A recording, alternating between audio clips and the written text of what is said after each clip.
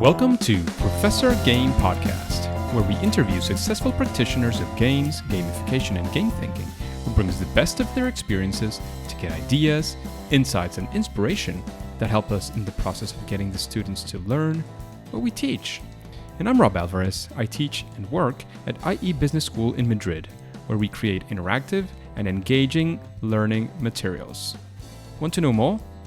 Go to professorgame.com/subscribe, start on our email list, and ask me anything.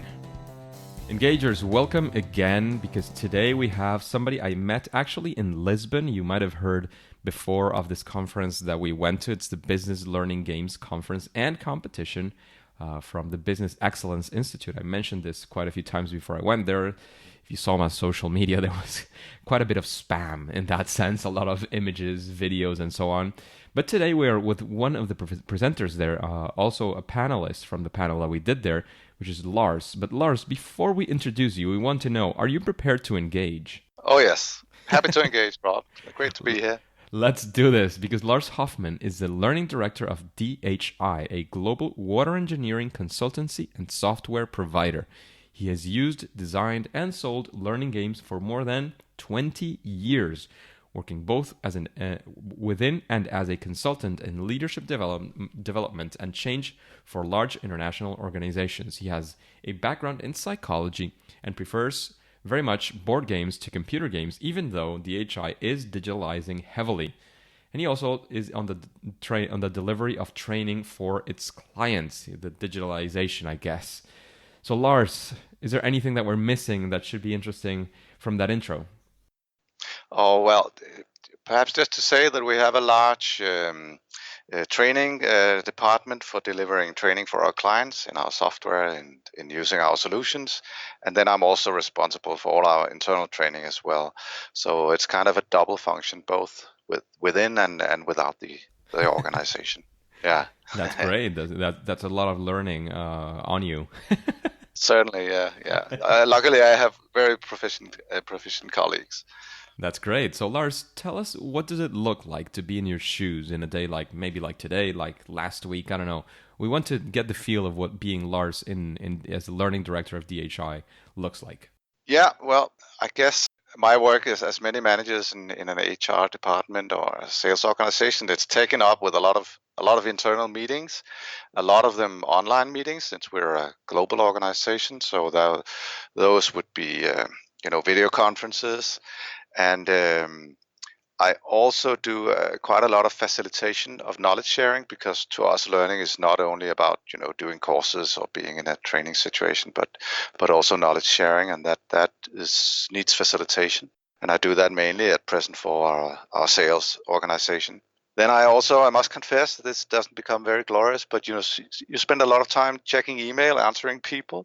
But on a good day, I get time to do actual learning design, of some kind of training delivery or similar.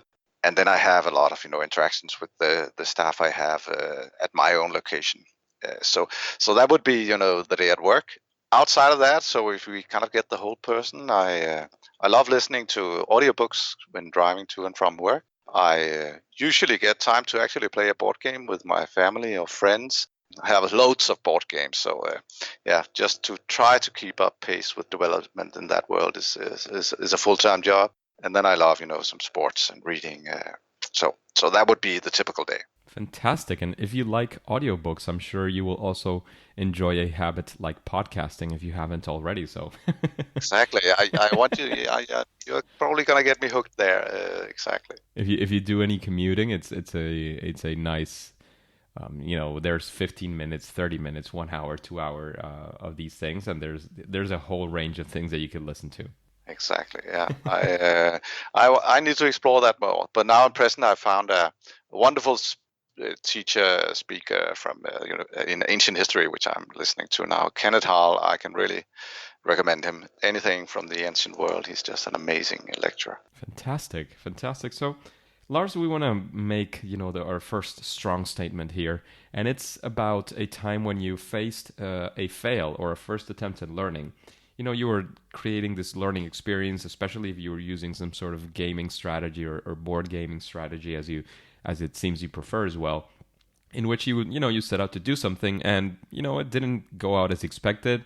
And we want to know, we want to like be there with you, we want to learn with you, whatever it was that you learned from that experience, or how you came out of it stronger. What would you do different? Like, take us to that situation. We want to be there with you.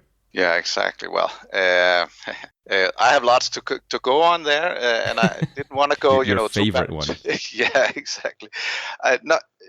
So I didn't want to go too back far in time on a question like this. So the one that comes to mind within the last couple of years was when I was going to help a large, the biggest Scandinavian insurance company with creating more understanding of their strategy in the whole organization, a better grasp of what is the strategy about, and in order to promote its execution. And I, together with the strategy department, I designed a really cool board game that where when you played it, you played through the strategy. So you played through how they intend to change their business model into another business model.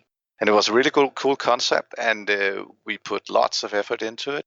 A lot of the all the knowledge that the strategy department had on how is the future looking, where do we want to go, but still we are not completely, we don't have it's not like they had a plan how to execute. They knew they were moving into this new space of a different business model. And so we created this really cool game where you could play into that space and explore all kinds of actions, implementing one thing before the other, and there were these. So you could play these cards that changed the organization a little bit, changed the business model a little bit, and the market would react. And we also had random event cards coming up with things that they estimated might happen in the future, but they didn't know. So, for example, Google entering the insurance market, or all kinds of things. So it was a game lover's dream in some ways, and we had fantastic results with people that we played it with. They really loved the depth and the discussions coming up, and the deeper understanding of the strategy. So far, very nice, so good. experience. Yeah, exactly. But then we had that kind of meeting the real world of how was this game going to be used, because the fact was, when I was facilitating the game, and one or two of the consultants in the strategy department who really understood all the complexity and depth and we put into it, when they were facilitating the game, it worked very well. It was a long game. It required a 3-4 hour afternoon in order to really make sense. But then, reality struck, and one of those guys left the organization, another one got promoted to something more important, and I was working externally, so I couldn't help them. And then they decided to put the responsibility for the game to HR instead of the strategy department, which was heavily loaded with important work. And the HR department, they were willing, but they couldn't learn the game. They couldn't learn to facilitate it, even though I spent quite some time trying to teach them how to facilitate this game, because there was just too much knowledge in it, and so it ended up that they almost didn't use it, right? And we spent a lot of resources, and so it was just like we had this gem lying around, and the top people in the organization, when they played it, they thought, "Oh, this is amazing! All the complexity, all the different perspectives, all the different, if we do this and the market reacts like that, then we might have that problem." And I could just go on and on with all the nice gaming features in that learning game.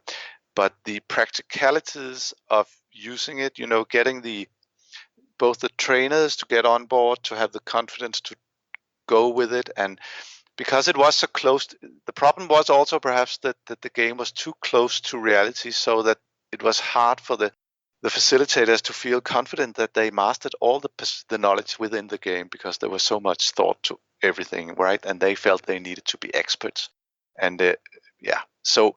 It was it almost wasn't played, right?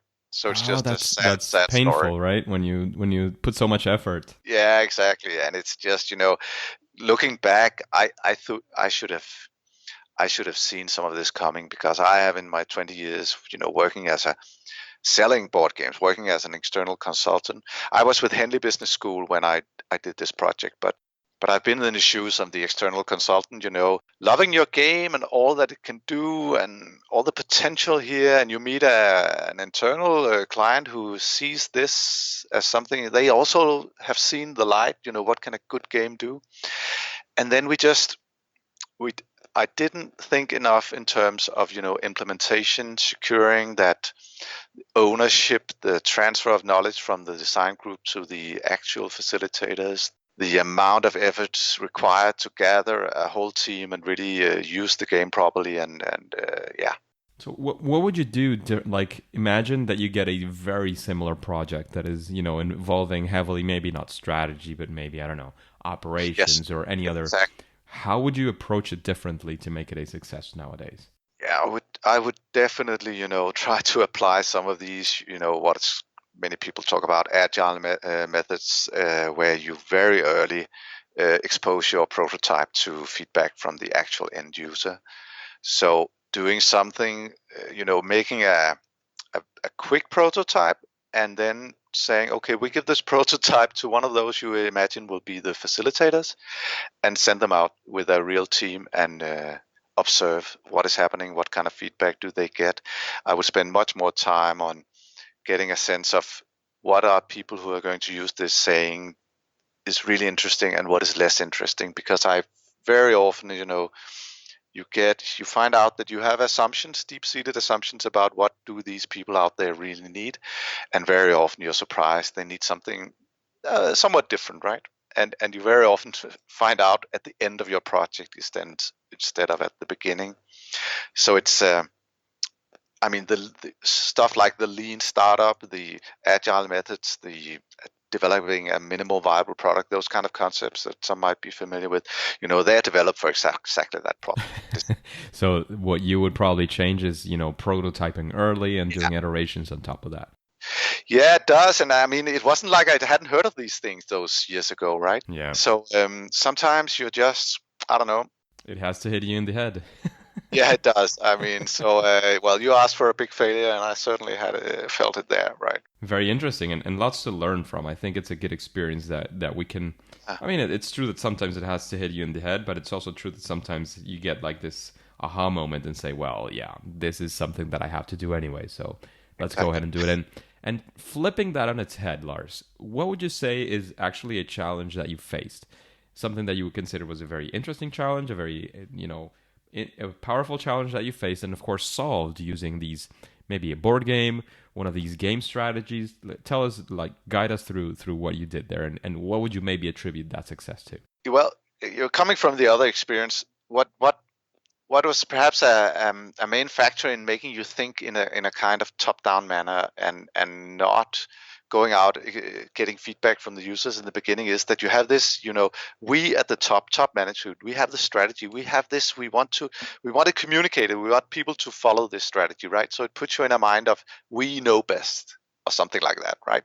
And I had another challenge that I'm kind of proud of, where the challenge was a bit the same, that we this bank, national bank, wanted more execution of the strategy, and sure, they had a lot of ideas and opinions about what is needed more. But what we did in that situation was that we thought less in terms of we need to put a lot of stuff into people's heads, and instead thought we need to facilitate a really good dialogue or process locally, where people are nudged or gently nudged through a game or through play to deal with difficult challenges with regards to the strategy, but they know best what is challenging them.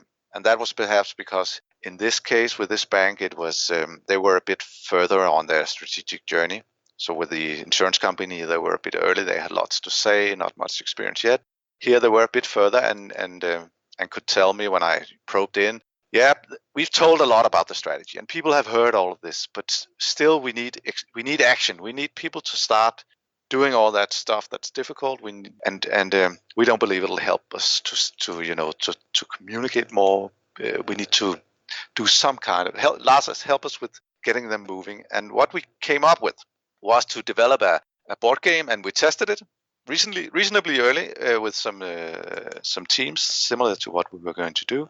where this game was something they could use by themselves. So what we actually did was we sent a box to each team in the organization to play at the same time across the whole country. So just after the bank closed on that Tuesday, they played the game locally in every department, every bank. And that game was really simple, right? So it's almost like the opposite of the other one. The other one had so much built into it and all this amazing you could explore. This was a very simple, more similar to a party game, but it was related to the strategy, and it made them, pack this box up and have fun. They read the rules aloud, and the game kind of guided them through a dialogue and an exploration of what they thought locally were their biggest challenges with moving on the strategy while keeping the operations floating, right? So mostly people are busy with daily operations, and they know they have to act on this, developing the business or doing new things, but it drowns in daily operations. So a good conversation, and it was fun and engaging through the game and some points and some, different of these mechanics. But it was mainly, they felt it was about themselves and that it was fun, and it ended up in a meaningful place, where they decided on some things that they could do that were a bit challenging, but that there were an agreement upon this would help them move on the strategy and make a difference for the customers or for those they were helping in the organization. Well, a lot of empowerment, like personal empowerment exactly. for employees. That sounds, I would say that's one of the keys, right? Yeah, it really is. And I mean, this game came as a box from top management, right? It was from the CEO made a short video. We're going to play this game. And so there was a lot of, okay, we think this is meaningful. We think this is serious, but we also, the communication below the words were, we have a lot of faith in you that you know what to do, right? And I think that's also a reason this was a success, that they felt, okay, this is our game. This is actually quite fun, but it's meaningful also. And hey, now we're actually talking about something that we have all felt or similar. So, the empowerment effect can be really strong when people feel that there's somebody who has trust in you, and it helps us across some barrier that we don't get over in the daily life, and we get involved, and suddenly we're talking about something that's really meaningful. And I think also that what helped here was that the manager, who usually has the role that he or she has to be, leading and pushing and pulling and getting people to do stuff, and he or she could step back and join this process, and everybody was involved in a kind of the best way. I don't want to get into the depth of how the game was working, but it felt perhaps a bit like a brainstorming process and a challenging each other process that was moderated by the game on getting you to move and on the strategy, right? Fantastic, fantastic. So, I mean, if there's any link that you can share after the end that we can put in the show notes, great. If not, we perfectly understand. Sure.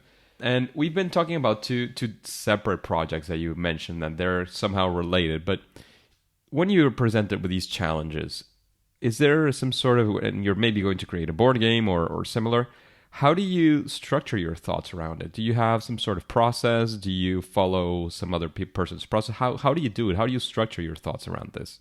Yeah, good point.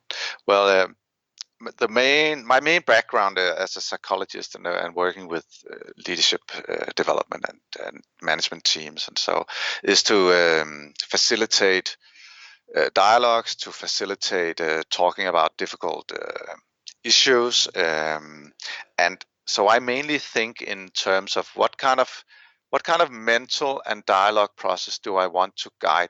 Do I think people need? So I try to explore where do we want people to put their attention? What kind of things that we know they might be avoiding do we want to get them to face?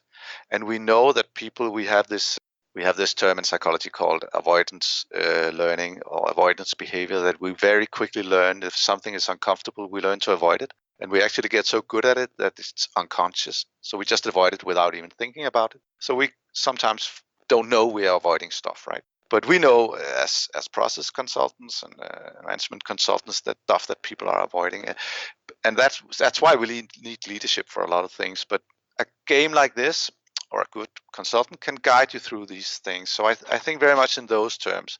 So for example, if you need to learn a new skill or you need to solve some kind of local problem, I, as the facilitator, I think, okay, which steps do I need to guide through people people through. And I also know I am not the expert, so I have to guide them so that they are the experts on their challenge. So have to guide them through to find that themselves.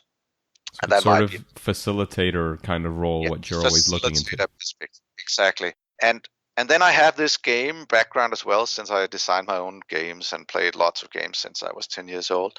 So when I know I can't be present, or I can't have a good facilitator or a consultant present, then I often think in a game-like manner that the game can do some of the support that the facilitator could have done. But now we can't send a good moderator in every situation. So how can the game help? And the game mechanics are usually good at directing people's attention to some things. Through the rules and the rewards mechanisms you build in, you can get people you kind of build in where the gems and the nuggets are hidden in the game. And so I try to make the game reward the behavior that I'm looking for. So if I want people to be better at challenging their assumptions, or challenge the top management, or be more critical, or be more appreciative of each other, then I try to build in mechanisms in the game that rewards this kind of behavior, and but do it in a manner so that they can still keep their autonomy and explore the game. But I try to build it so that the game nudges them through this process that I want them to take. Fantastic. And that requires a lot of insight, both in games and in how to facilitate dialogues, and a good deal of knowledge about how does work actually go on in organizations. So I think of those as some of my key strengths, and it's also something that has made me come back to working inside an organization like I do at present with DHI, to find out, okay, how do we get organizations to really act and execute and solve huge problems, 1,000 people together? And that inspires me a lot in order to understand how to create these kind of tools. And of course, I perhaps failed to mention that the game should always also end with some kind of debriefing or summarizing and decision making, so that it doesn't only just become a fun experience or good conversations, but it becomes something where, okay, we found out this, we're going to keep each other committed to this because this is difficult or similar. Yeah. That sounds fantastic. Just a quick break before we continue. Are you enjoying this podcast? If you're listening through a podcasting app, please subscribe and rate us on the app. This will be of great help to reach more engagers so we can change the world together through gamification. So Lars, what would you say is something that perhaps, I don't know if every single project, but in general, that you would say, if you use this strategy, this best practice, we could call it, maybe any learning through board games, almost any project could benefit from. What would you say is there an element, a key, something that you would say is sort of not a golden bullet or anything, but something that would always perhaps help and facilitate get these things through? Yeah, good question. I mean, we covered some of them, right? Expose your ideas early to the users, right? Get some feedback from them. That's a best practice for sure. Yeah, exactly. But so I need to mention that. That's the one for myself, right? I'm prone to not going that way, but I try to remember. But that's very human. I mean, we do have our egos, and we think that we have it figured out, and then we we smash ourselves against something, and that's when we realize, maybe I wasn't so right. Yeah, exactly. And I kill your darlings. That's certainly something I need to learn also, right? But I would say that, having seen a lot of games, also we attended this conference where we saw a lot of games, amazing games from all over the world. So this is really catching on, and it's incredible to see. It was not like that when I started 20 years ago. But I would say, coming from the business world, from the inside, the HR departments, or working in management of HR, I would say go for the simple. Seek simple solutions. Think like Lego bricks. So instead of building a huge spaceship, make some Lego bricks that we all can use, right? So I think that a game that takes a whole day to play, it's really difficult to use. It's very often very difficult for others to use. So make some components that we can others can combine. Like the way the software world is working right now globally, it's everybody's making small pieces of code that others can use, and it's just amazing the pace you then get of everybody designing and contributing to that. So the learning world, learning games could move in that direction, with simple pieces that others can assemble. That would be a great direction. It I makes a think. lot of sense. And we also had a Lego workshop there, which was very, very interesting. Yeah. I mean, so again, you think yourself are the really wise man, but it's amazing the potential out there for people themselves to to build and construct and solve and all that kind of stuff. Yeah. So, Lars, after listening to all these questions, or many of these questions, is there somebody that comes to your mind, as well as like thinking, well, I would like to listen to the answers of this or that person? Is there such a person that comes to your mind that you would like to listen to in an interview like this one in Professor Game? Yeah, on learning games, right? Well, yeah, there's one I would love to listen to, and that would be a learning game designer in a Scandinavian learning game company called Works, and his name is Morten Jæger. So he's also a Dane actually, and he's a really talented learning game designer, doing some amazing games for large global organizations. And so that he would be, I'm thinking kind of selfish here. What would inspire me? He would go really into the game mechanics of learning game design. That's exactly what we want. Somebody who would inspire you in particular. That's great. Yeah, but yeah. I will have to ask you to spell that out once we finish Yeah, the exactly. interview. I'll do that, certainly. My Dane is not very fluent Yeah, nowadays. I accept it, certainly. In that same sense of recommendations, is there any book that you would recommend an audience like this one, like The Engagers, to read? Oh, that's a good question. I mean, that's I'm for the game designer. There's just come out a huge encyclopedia of board game mechanics.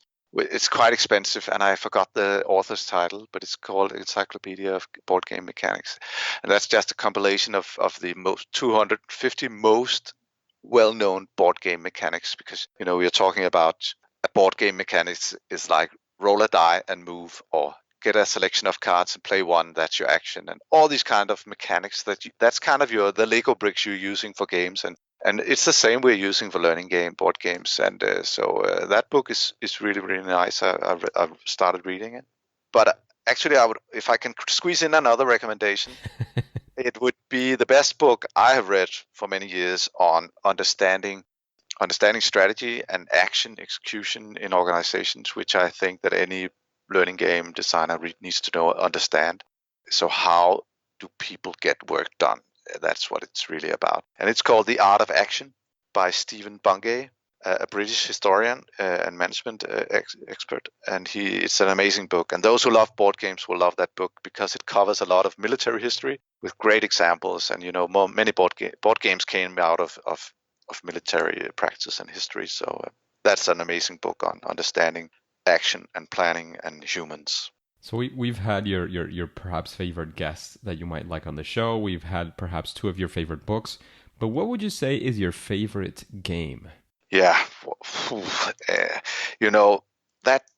I've had my favorite game across all time would probably be Dungeons and Dragons. The role-playing game classic from the 70s by Gary Gygax, and it's not like it's the best role. It's a remarkably flawed game, but that's perhaps the whole point, that it engaged a whole generation in becoming game designers, and me as well. So that would be for all time my favorite. Unfortunately, I haven't managed to play role-playing games for learning yet, but might one day. But at present, what I'm playing most and enjoying a lot is a game called 878 Vikings, which is a remarkably fun light game about the Viking invasions of Britain. So I can also recommend that. Sounds like the Vikings series that is on History Channel. Exactly, it'll go right in that game. Exactly. So it's very visual and good storytelling and fun to play. Fantastic. And in that same sense, what would you say is your superpower when creating these board games for learning? My superpower. Yes. My superpower. I think that Your sweet spot, something that you would say, like, if I asked somebody else, what would they say is your, one of your strong things that you are capable of doing in this area? I think it's my dialogue facilitation skills, because I have done a lot of that and gotten a lot of training in it. Most of I've designed perhaps 50 different learning games. Many of them have been on games that facilitate dialogue. So I think that would be my special power, right? And you can use that also when designing a simulation game, but it's mainly the dialogue, the real dialogue about ourselves and the real stuff we're dealing with. That would be, I think I'll pick that one. Fantastic. And Lars, is there any final piece of advice you want to leave the engagers with before we take off? A final piece, play. I would say don't get too fascinated with the digital games. I mean, it can do a lot, but stay tuned to the board games also, because that's where you can easily experiment yourself and be a learning game designer or user. And it's much more easy to adjust it to your own needs. So go ahead, ask your learners to design a game. It can really release a lot of creativity, and they know a lot about what's needed. So that would be perhaps my best advice. That sounds fantastic. Have your learners also be part of the co-creation process. So Lars, before we go, please let us know where we can find you, perhaps on the internet, website, social media, whatever it is you want to plug in here. Well, I think it's most easy. I'm not as active as I should be, but I sometimes post articles on LinkedIn, so that would be probably the best place to find me or follow me or connect. But LinkedIn is keeping a limit of 30,000 contacts, so I'm a bit struggling there with getting more. But that would be the place to go. Fantastic. So. Yeah. Thank you very much. Oh, I also know you from the game that you presented at the Business Learning Games conference has a webpage, empatos.dk. Yeah. Is that right? Yeah, exactly. Yeah, empatos.dk. That sounds like a Greek word. So empatos. Yeah, well, I made it up. I made something short on empathy that I hope anybody could spell. I'm not sure it's working, but something along those lines. To me, it's like some sort of Greek word. That's what it sounds like. But it sounds like a very good name. It's a game on empathy, as Lars was commenting. So exactly. I'll have all of these things in the show notes. So if you go to professorgame.com, you type in the search bar, you type Lars, Lars, you'll definitely find this episode, the links to Lars's LinkedIn page, the Empatos webpage, and everything that we've been talking about as well. So I want to thank you very much, Lars, for being with us today, for spending or investing all of this time with the engagers and all that learning that will come from that. However, for now and for today, I have to say that it's game over. Okay. Thank you so much, Robert. It was a pleasure. Hey, engagers. Thank you for listening to Professor Game podcast, and I hope you really enjoyed this interview with Lars. And do you have any questions that you would like to ask future guests? All you have to do is go to professorgame.com/question and ask your question. If it is selected, it will come up in a future episode and you will get your answer live. And of course, before you go on to your next mission, would you like to know about the blockchain game? Then all you have to do is subscribe using your favorite podcast app and listen to the next episode of Professor Game. See you there!